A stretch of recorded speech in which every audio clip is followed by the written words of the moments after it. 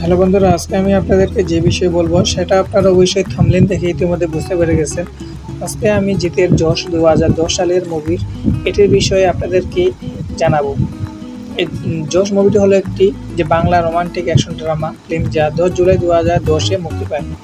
এই মুভিটির পরিচালক ছিলেন রবি কিনাগি। রবি কিনাগি সম্পর্কে বলতে গেলে তিনি কিন্তু খুবই একটি জনপ্রিয় পরিচালক।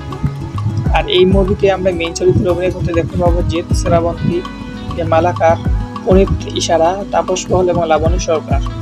এই মুভির মুক্তি তারিখ ছিল বন্ধুরা, আমি আপনাদেরকে প্রথমে বলেছি 10 জুলাই 2010 সাল। সময় চলবে 150 মিনিট। দেশ ভারত, ভাষা বাংলা।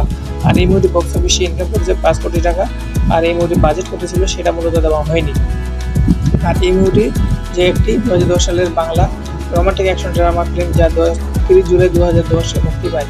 রবি কিনাগি পরিচালিত 2005 সালে মুক্তিপ্রাপ্ত রবি তেজার ব্লকবাস্টার তেলুগু চলচ্চিত্র ভাদের রিমেক। ভাদের মুভি থেকে এই মুভিটি বাংলায় করেছে। আচ্ছা, এই ভাদের মুভিটি সম্পর্কে যদি একটু আমরা দেখি, তাহলে এই মুভিটি আমরা বাজেট এবং বক্স অফিস সমস্ত দুটি দেখতে পাবো। যেমন বাজেট ছিল 5 থেকে 6 কোটি এবং বক্স অফিস ইনকাম করেছিল 26 কোটি। মানে খুবই জনপ্রিয়তা পেয়েছে, যার কারণে বাংলায় এই যে ভারত থেকে টুক করে কপি করেছে, রিমেক করেছে। আচ্ছা, সেই দিকে আর যাচ্ছি না। এই মুভিটি যদি আমি একটু 2-1 লাইনে বলি, তাহলে মুভিটি প্রথম থেকে আমরা এরকম দেখতে পাবো। ইন্দ্রজিৎ এবং রাজীব যে অংশমান, একই কলেজে পড়া বন্ধুদের মধ্যে সবচেয়ে মোটা।